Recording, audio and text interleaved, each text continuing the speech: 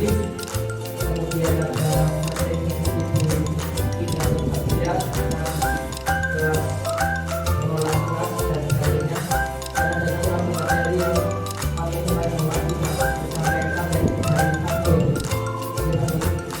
Kami berlakukan untuk menyampaikan materi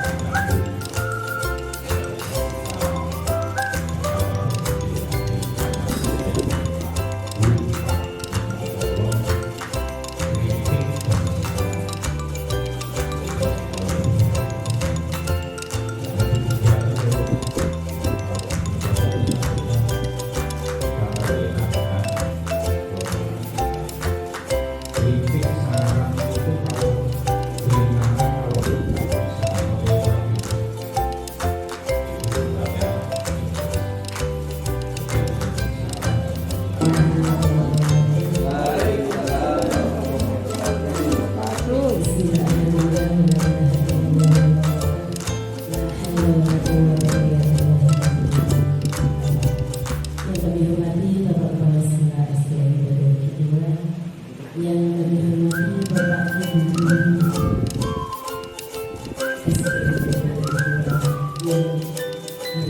hari ini sangat-sangat semuanya. Puji syukur Allah Subhanahu wa Ta'ala, ibadah berkaitan suara dan juga Bapak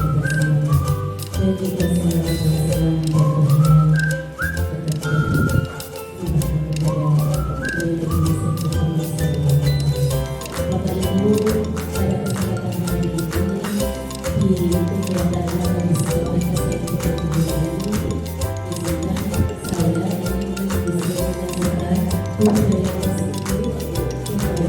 kepada guru saya antara 7 yang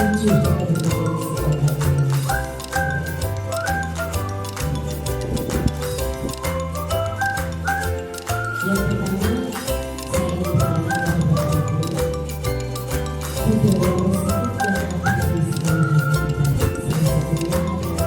Salah satunya adalah bekerja menangani anak-anak dalam hal-hal. Apakah Bapak Ibu setuju atau tidak setuju hubungan itu dapat mendisiplinkan anak? Kira-kira menurut pandangan apakah hubungan yang dengan berikan kepada anak itu bisa mendisiplinkan anak-anak dalam hal belajar? Bisa. Apakah semua ada yang tidak mesti? Ada yang tidak pasti, ada yang bisa. Terus pemberhentian hubungan dengan hal positif seperti membaca atau membersihkan halaman sekolah dapat meningkatkan disiplin anak. Anak disuruh nyapu halaman, suruh cari sampah satu kresek. Apakah hal tersebut bisa mendisiplinkan anak? Belum tentu. Kelas 1 belum bisa. Kalau kelas tinggi bisa. Terus apakah dengan memberi penghargaan dapat meningkatkan motivasi belajar anak? Ada yang bisa, pasti. Ada sayur-sayur belum tentu. Terjadi. Baiklah Bapak Ibu, sekarang kita menjadi pembelajaran yang pertama adalah positif positif dan nilai-nilai kebajikan universal. Ini kami mendistribusikan berdasarkan yang dilakukan kami di Google. Yang pertama Bapak Ibu, jika teman-teman itu mempunyai sesuatu dan ingin dengan juga, coba Bapak Ibu tangannya seperti ini. Bayangkan di situ ada satu benda yang ingin dengan juga. Ada sesuatu yang ingin dengan juga dan kamu dengan kebiasaan itu tidak boleh atau merambutnya. Genggamlah dan merang sesuatu tersebut terus kemudian ibaratkan teman sebelahnya itu adalah ingin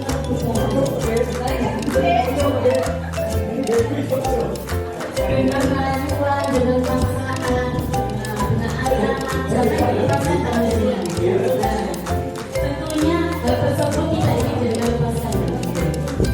Seperti itu, kita harus juga budaya positifnya adalah ketika kita mempunyai suatu keinginan, suatu cita-cita sambutan terpengaruh berdasarkan pengaruh dari luar, pengaruh dari dalam diri panjenengan untuk mempertahankan itu lebih kuat. Kalau dari luar itu hanya tambahan-tambahan saja. Kalau jenengan dalamnya itu sudah kuat, pengaruh dari luar insya Allah tidak bisa mengalahkan diri kalian. Begitu juga dengan anak-anak. Jika anak-anak sudah tertanam di dalam dirinya itu budaya positif, sudah tertanam dengan sendirinya budaya positif tersebut, insya Allah pengaruh dari luar itu tidak mudah mengalami.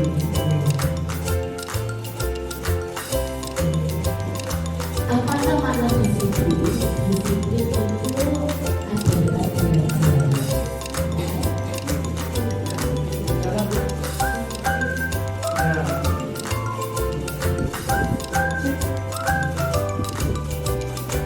Disiplin biasanya membuat orang kembali potensinya menuju sebuah tujuan apa yang dia capai. Berarti dalam dirinya sendiri itu belum sudah.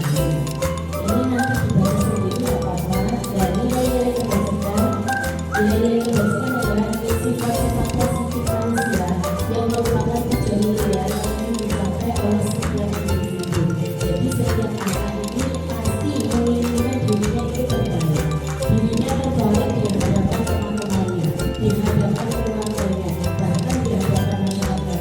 Karena ini terkadang anak ini sendiri yang membuat dirinya itu kurang baik. Entah itu pengaruh dari keluarga yang besar atau memang dari dalam dirinya ini kurang motivasi. Jadi tugas kita Bapak Ibu kita itu yang pertama memiliki tugas berbeda itu adalah menuntun anak-anak tersebut. Ketika motivasinya anak-anak itu down, kita mengembalikan motivasi tersebut. Ketika anak-anak itu butuh perhatian kita yang membantu. Kita itu diibaratkan seperti seorang petani. Anak-anak adalah petani. Ketika seorang petani itu kan tidak bisa. Ketika menanam padi, itu tumbuh menjadi jagung. Ya pasti nanti prosesnya adalah padi. Nah, tugas kita bagaimana cara padi ini subur. Dia tumbuh subur itu bagaimana disiasi, dipupuk, dirawat, dia menjadi padi yang subur. Begitu juga anak-anak kita. Bagaimana caranya membuat anak itu ini menjadi subur, bukan menjadi sampah masyarakat. Karena waktu saya lumayan banyak dan waktunya yang kedua adalah motivasi hubungan dengan penghargaan. Itu saya sebut saja. Teori motivasi ini berasal dari eksternal dan internal. Bapak Ibu tadi dari penjelasan saya, berarti motivasi yang terbesar itu yang dimiliki oleh anak itu berasal dari eksternal atau internal. Eksternal bisa internal. Yang paling banyak dilakukan adalah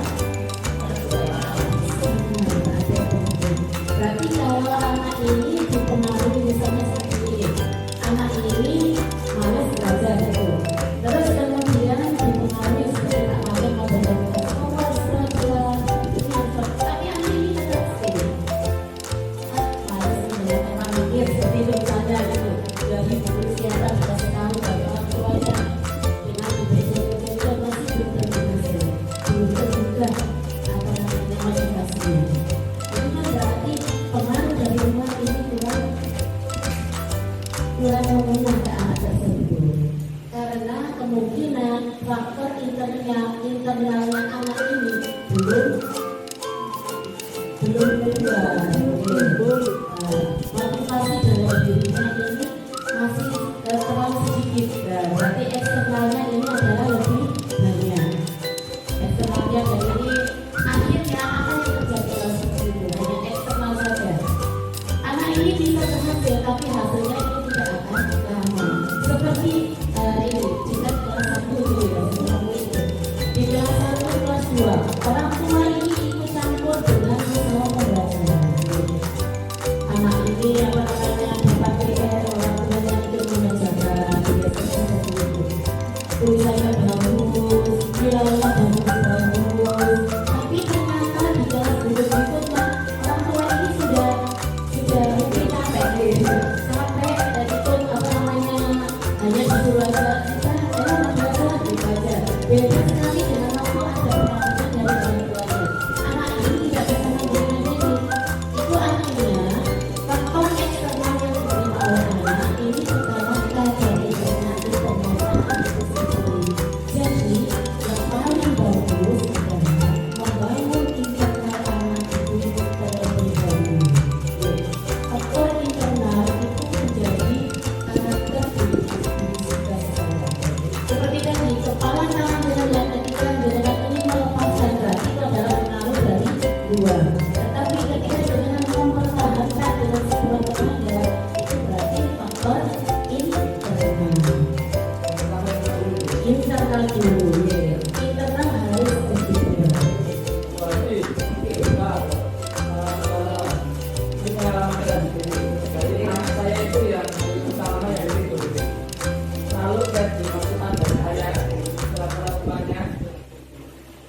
itu kadang masih belum kreatif. Tapi kalau dapat masuk dari teman, dari TikTok, malah dari TikTok ya, itu sudah ya. Ini saya sendiri ya, bukan orang lain. Kadang-kadang bahkan kita cari dulu ada ungkapan di TikTok. Jadi dia kalau kita dimaksud, tapi itu dengan apa itu? Ini kalau kita dapat Betul sekali Pak. Itu Pak Hari, namanya fase umur anak itu mempengaruhi budaya. Maka dari itu, kalau usia 0 sampai 5 tahun anak itu sudah cenderung sama orang tuanya. Terus kemudian menginjak nanti agak dewasa masih kelas 3 atas itu harus percaya pada tuanya. Itu memang sudah apa namanya? Sudah sudah manusianya anak-anak, perkembangannya anak-anak itu seperti itu. Tapi di masa-masa seperti itu makanya para tua itu sangat penting dalam mendampingi anak-anak agar kepercayaan pada orang tua itu lebih besar. Jadi kalau kita senang mulai kelas 5 kelas 6 itu lebih cenderung itu bersama berkumpul dengan teman-temannya dan keluarganya. Seperti itu ya dari memang itu sudah itu fasenya fase kehidupan yang kita seperti itu. Tapi bagaimana caranya kita untuk mendampingi anak kita saat mereka tidak kurang percaya kepada kita, bagaimana kita melindungi. Menurut kinerja Dewan Pendapat DKI itu artinya tidak hanya otoritas dari pemerintah, tetapi juga jangka membuat pemerintah diri sendiri. Saya garis bawahi pemerintah diri sendiri. Ini adalah berasal dari faktor internal. Berarti faktor internal itu sangat mempengaruhi perilaku perbuatan seseorang. Nah, ini Bapak Ibu tadi saya menanyakan pertanyaan kemarin tadi. Apakah penghargaan itu dapat meningkatkan motivasi anak dalam belajar? Ini dihukum oleh penghargaan bahwa penghargaan berlaku sama dengan hukuman. Dalam arti pemikiran memberi seseorang melakukan sesuatu untuk memenuhi suatu tujuan tertentu dari orang yang menghidup. Bahwa selain akan ada faktor ketergantungan beberapa dapat dari pemberian penghargaan. Ini menurut Pak Sofyan. Bapak Ibu dihukum oleh penghargaan. Berarti pengaruhnya apa sih Bapak Ibu kalau kita itu ini mengaku penghargaan kasih apa ini pengaruh sama pendek dan jangka panjang. Pengaruhnya adalah jika penghargaan efektif jika kita mengingat orang melakukan sesuatu yang kita inginkan dalam jangka waktu yang panjang. Jika kita menggunakan penghargaan diri dan lagi, maka orang tersebut akan bergantung pada penghargaan yang diberikan serta kehilangan motivasi dari penghargaan. Jadi motivasinya hanya ingin mendapat penghargaan. Itu akibat jangka pendek dan panjang. Jika kita mendapatkan penghargaan untuk melakukan sesuatu yang baik, maka selain kita senantiasa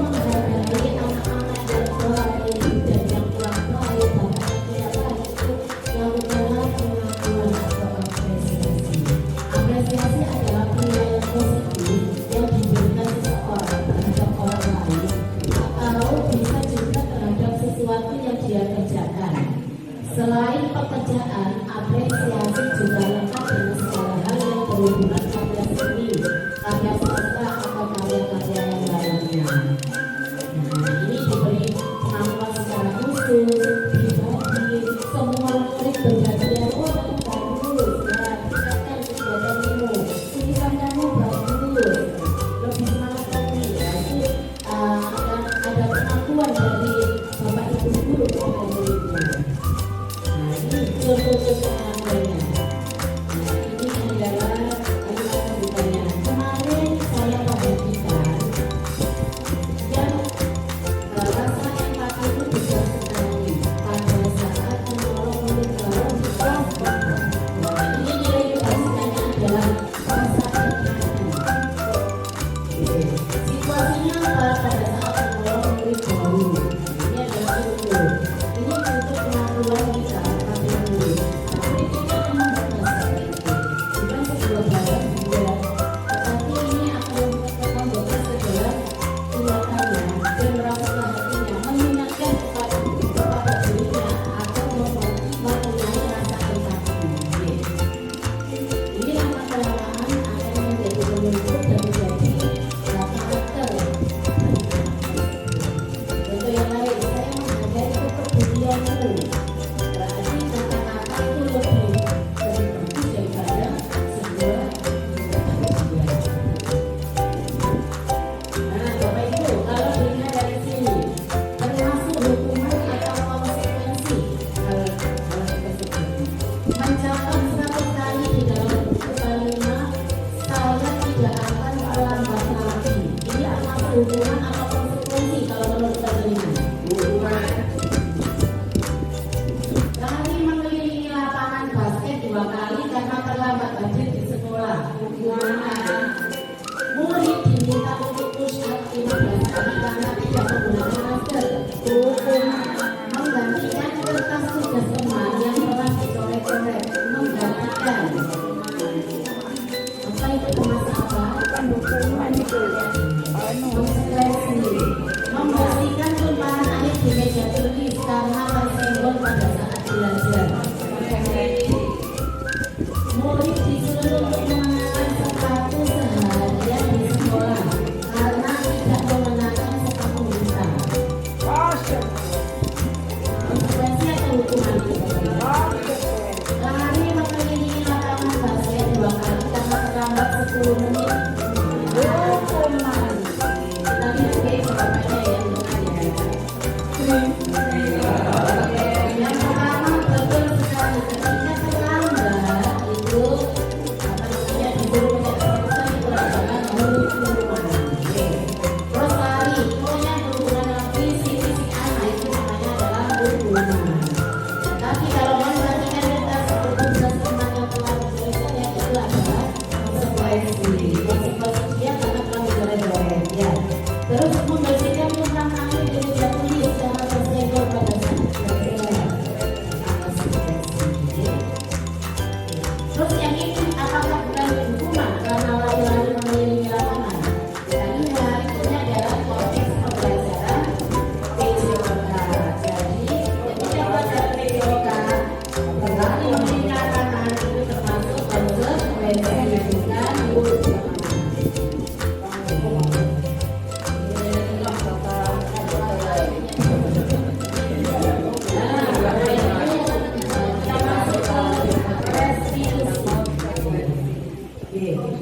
Restitusi adalah proses menciptakan kondisi bagi murid untuk memperbaiki kesalahan mereka. Bapak Ibu bukannya memberikan solusi, tetapi anak itu bagaimana cara mencari solusi. Solusi terhadap permasalahan yang dilakukan itu adalah restitusi. Nanti kita di akhir akan belajar tentang restitusi. Ini bagaimana cara kita menangani anak-anak yang bermasalah. Ciri-ciri bukan untuk menebus kesalahan, namun untuk belajar dari kesalahan. Anak-anak mencari jawaban yang sendiri terhadap masalah yang dilakukan. Terus kemudian memperbaiki hubungan. Tawaran bukan paksaan. Dulu dimarahin bukan memaksa. Kamu harus menulis 100 kali.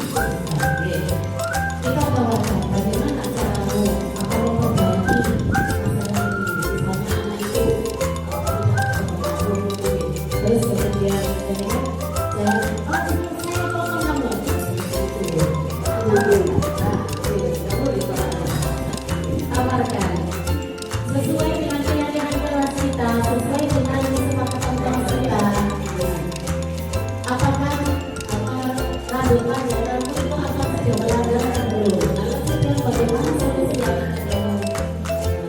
Pocong rambu. Solusinya itu diusahakan kepada anak tersebut. Keyakinan kelas ini Bapak Ibu, kita membuat keyakinan kelas. Kalau kemarin itu adalah kesepakatan kelas. Apa bedanya dengan kesepakatan kelas? Sama Bapak Ibu, keyakinan kelas, kesepakatan kelas itu hampir sama. Kita membuat kesepakatan kelas bersama para guru dan murid. Nah, jadikanlah ambillah nilai-nilai dari nilai-nilai kesepakatan kelas itu menjadi sebuah keyakinan kelas. Nah, di dalam kelas dan dengan masing-masing. Nah, ini Bapak Ibu ya, peraturan-peraturan yang ada di dalam kelas, kesepakatan dengan dua dengan anak-anak. Ini dilebarkan lagi menjadi sebuah keyakinan kelas. Nah, sebuah keyakinan kelas akan membentuk lingkungan yang positif. Jika lingkungan positif ini dirasakan oleh seluruh warga sekolah, maka akan membentuk budaya positif yang ada di sekolah tersebut. Jadi keyakinan kelas, peraturan kelas, kesepakatan kelas itu sangat penting. Ini adalah akar dari budaya positif yang ada di sekolah. Budaya positif akan terlaksana jika di dalam kelas itu yang menjadi sumber-sumbernya adalah di dalam kelas itu sendiri. Itu sudah bagus. Budaya positif akan terpanjang menjadi ini adalah kesepakatan tentu merupakan kesepakatan kelas ini. Peruntukan kelas bersifat abstrak. Bisa dibaca.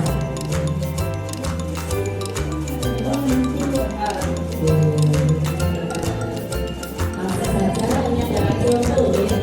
Contoh ini adalah keyakinan kelas di mana saya. Kami, guru dan murid belajar serius sampai bertahan. Bagaimana caranya membuat kelas itu yang menyenangkan. Kami, guru dan murid saling menyayangi dan menghargai. Antara guru dengan murid harus ada perbedaannya di Bapak Ibu.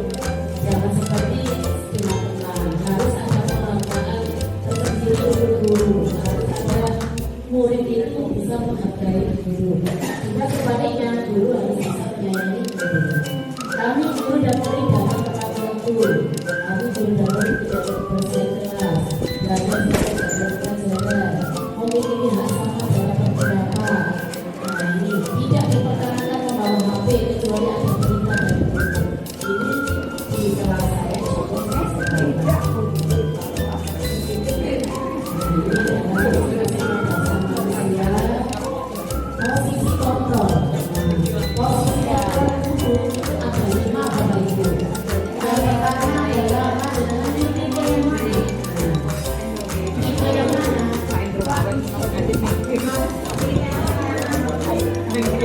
Yang pertama adalah tipe penghubung.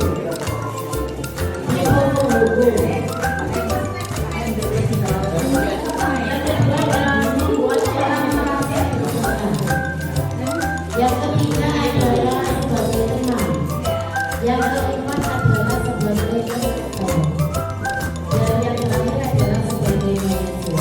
Jika sebagai penghubung, biasanya itu menghadir pengunjung dengan ingin biasanya itu yang kalau kamu tidak mengerjakan PR, tidak penghubung. Kalau kamu tidak memakai sepatu, silakan lari-lari. Itu biasanya penghubung. Membuat orang merasa bersalah. Membuat orang merasa bersalah itu misalnya seperti ini. Si anak ini pernah melakukan kesalahan. Nah, diungkit lagi oleh gurunya. Padahal itu sudah 1 tahun yang lalu. Diingatkan lagi akan kesalahan tersebut. Salahnya sama. Salahnya sama. Yang dulu terima Diulangi gitu. Nah, sebaiknya itu nanti ada restitusinya yang nanti yang dilaksanakan oleh guru di ini membuat orang merasa bersalah, berarti mengingatkan akan kesalahan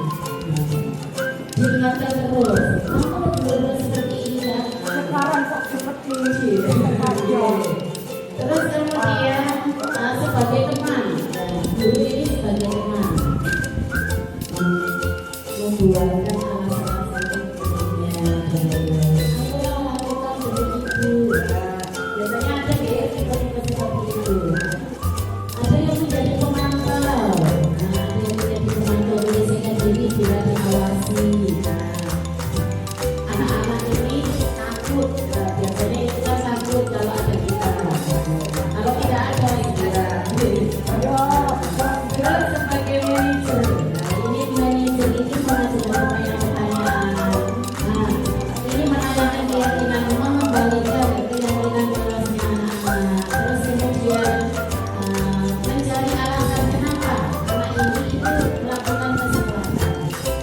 Jadi bapak itu kira-kira panjenengan tipe yang mana ini posisinya kalau jadi ibu? Kalau buat sekarang dulu juga sekarang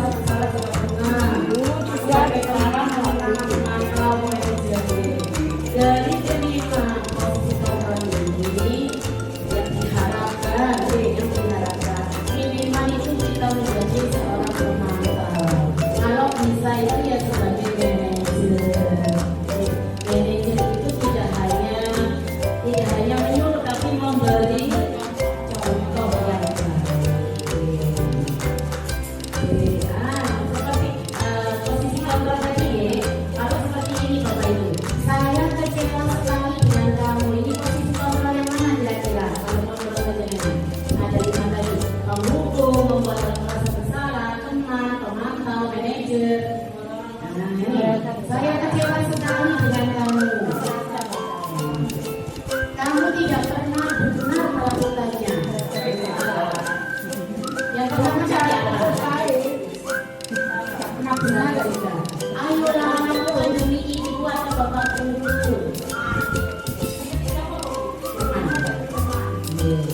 Apakah kamu mau mendapatkan stiker bintang hari ini?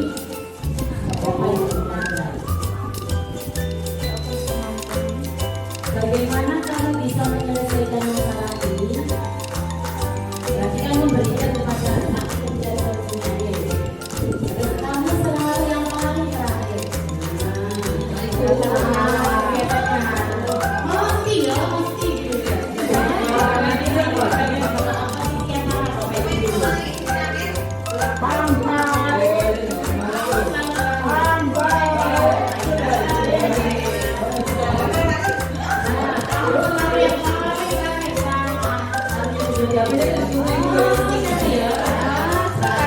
Ini adalah tipe penghubung. Bukannya dengan hubungan.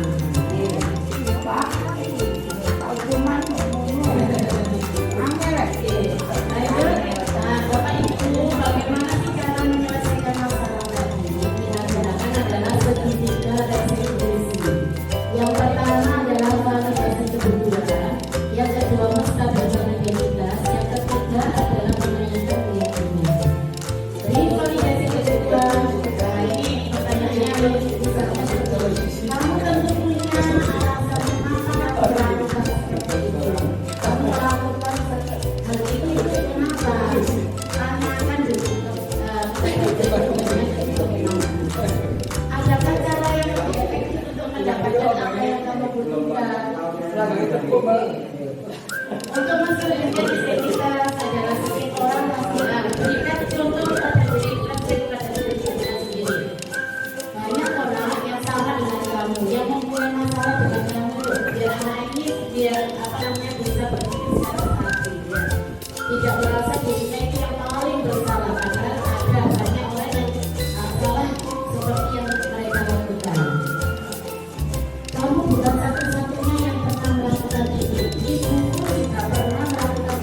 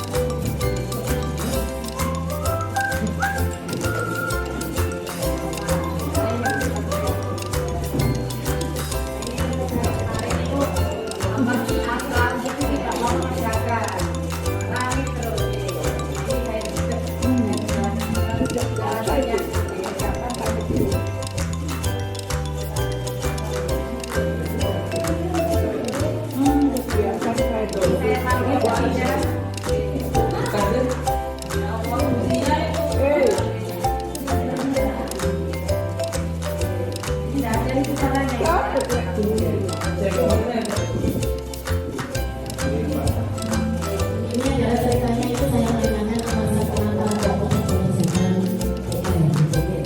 Terus kemudian saya menjelaskan karena tadi malam itu apa namanya ketiduran di Jakarta kami ketiduran tidak kerjakan. Terus kemudian saya menanyakan, saya memberikan kesadaran ke suasana itu ya, kesadaran masalahnya dengan memberikan contoh bahwa tidak pernah melakukan seperti itu, tapi kembali lagi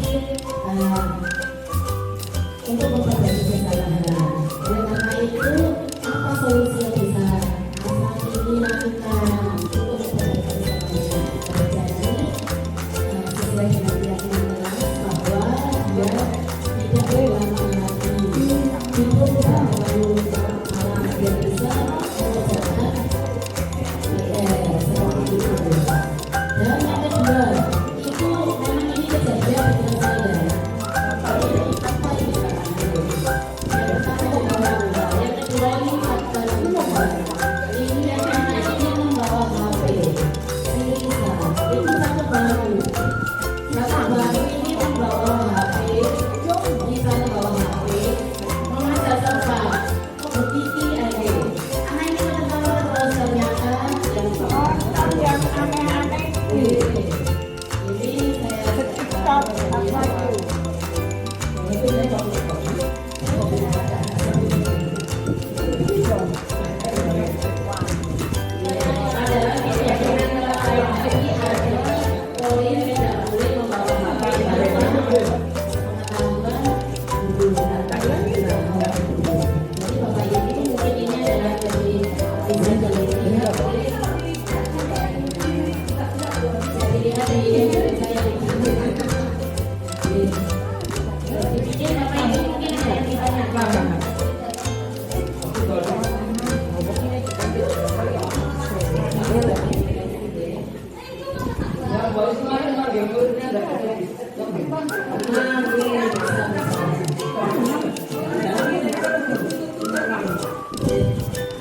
Baiklah, Bapak ya, demikian kata-kata saya.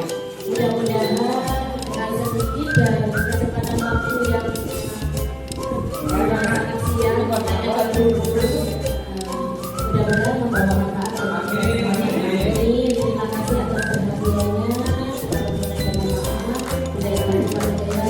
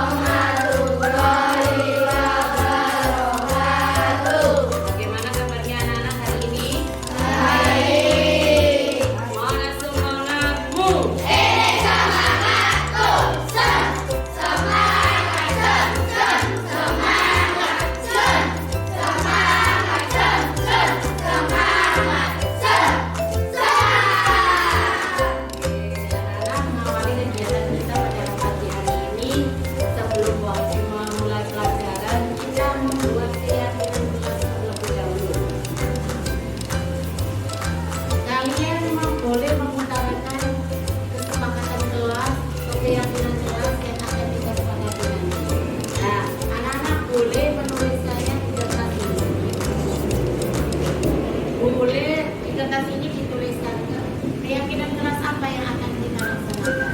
Oke. Yang akan menjadi kesepakatan kelas kalian nanti. Ya.